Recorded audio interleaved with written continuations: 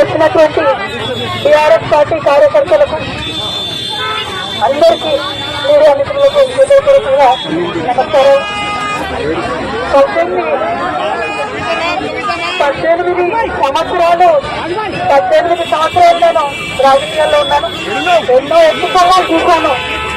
కానీ పర్సనల్ గా నాకైనా నా కుటుంబానికైనా ఒక తల్లిగా పిల్లల్ని వదిలి 5.5 నెలలు ఉండడం అన్నది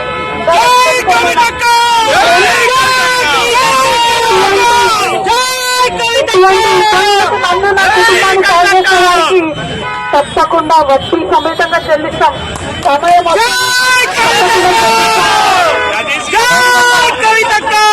తక్కువ సమయంలో మాకు మా కుటుంబానికి తోడున్నటువంటి వారందరికీ హృదయపూర్వకంగా పాదవేదనలు తెలియజేస్తా ఉన్నాం.